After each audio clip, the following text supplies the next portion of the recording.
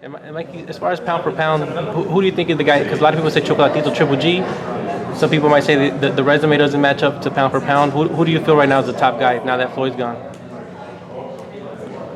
See, pound for pound lists vary and change depending on who you ask, what magazine or reporter, you know. Some base it on skills, some base it on attributes, you know, in the ring, or just victories and who they fought, accomplishments, and just stuff like that. But I mean, I'm not a reporter. I'm not a, you know, people always talk shit, but whatever. I'm not that. But if I put, you know, Chocolatito #1, I would have to see him fight other champions. He's got the skills, you know, and he's been a champion for quite some time now. He's undefeated. He's got skills, great skills. He's a great fighter. But in order for him to be #1 pound for pound, I would like to see him beat other champions. You know, if it's between Chocolatito and Triple G, maybe Chocolatito has better skills, boxing natural skills. But Golovkin has actually proven a little more by cleaning out the division. There may not be a whole lot of talent in the division either, but he still did it. He cleaned it up. You know, he collected all the belts. It's not his fault that there's not, you know, a packed, stacked division. But he did what he had to do, clean out the division.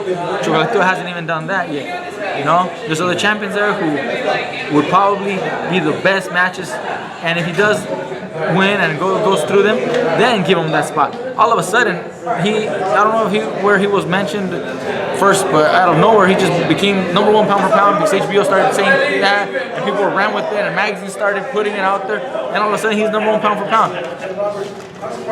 So really, but you know, it was just out of nowhere. Thanks. But you know, I would like to see him win other championships, or maybe even other divisions if in the future. Do you? If I were to tell you I have Ward #1, would you have anything? I mean, would you agree, or would you say it's okay? I thought Ward could have easily been #2 while Floyd was fighting, based on skills. But you could also argue maybe Klitschko could have been there, you know, after Floyd. Now that Floyd's not there, Ward. The only thing that affects Ward is that he hasn't been active. But once you get him back, I mean, he dominated his division. He literally dominated his division. He's got the skills, so he just needs to get back. Once he gets back, he could definitely be #1. Right now, I think he needs a few fights, a few title fights to claim that spot. I mean, it just depends on what you base it on. You know, it's very, I don't know, it's just subjective, you know, on what you like. You know, do you like brawlers? Do you like boxers? Do you like title defense? Do you like, you know, jumping in weight class? You know, do you like defending your title 20 times? You know, it just depends on what you like. You know, Mikey, it was funny. I was cleaning up my videos on my laptop, and I saw a video of Floyd. He was in Vegas, and it was the one time that you showed up. I think maybe he was fighting Maidana the second time. I don't remember. But what do you remember when you watched him train? I think you told me that was your first time ever watching Floyd train. Well, that's the only time I've ever seen him. So when you remember about that, what did you take away? Because you as a fighter, what did you think of his training regimen and what he's able to do in there? Never seen anybody train like that. I mean, we're used to seeing fighters and myself and everybody do everything by rounds, number of rounds, 3 minutes, take a minute break or 30-second break, you go back, you do everything by rounds. Some fighters I've seen that they'll do longer rounds, you know, 4-minute, 5-minute rounds, but they still take the breaks in between. Floyd doesn't take breaks. That was different. I had never seen that. Work, you know, just work. The only break he takes is when he stops hitting the heavy bag and goes to hitting the mitts. He may take a sip of water and goes back to work. Does that, you know, for, I don't know, maybe 2 hours straight or something. You know, it's just insane. But it works for him. It may not work for me. I'm not gonna copy that. I mean, just because I seen it doesn't mean I'm gonna go do it. It works for him. But what I saw is that, you know, the hard work ethic. I mean, that's why he was there. That's why he's, you know, the best that I've ever seen. I mean, he puts the work in the gym. And what you see him do in the ring, Mike. I mean, how special is he, Mikey? Because I value your opinion because you're a fighter and you know what it is like to be in there. How special is he? What he was able to do in the ring and be undefeated for 19 years. Again, this goes to what you like, what you don't like. If you're the kind of guy that likes the brawler, you don't give him the credit.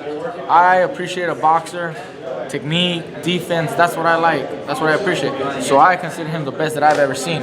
You know, and he probably will be recognized as one of the best ever. You know, of all time, based on skills. not for the record, 49. No. Just based on skills and his talents and his victories over certain champions. It's very. I mean, it's almost like unbelievable to be able to go through your entire career and fight, I don't know, 20-some plus world champions, defeat all of them, and make it look easy. Not just win, but make it look easy. Dominate. Yeah. Dominate them. Make those kind of fights look easy. That's special. You may not like the guy, you may not give him the credit because it's not your style that you prefer, but you got to give him his credit because, like I said, other fighters may fight everybody, and you might win some or lose a couple of the big ones and be regarded as one of the great fighters because you fight everybody, but he fought everybody that was there and made it look easy. It's very, very admirable.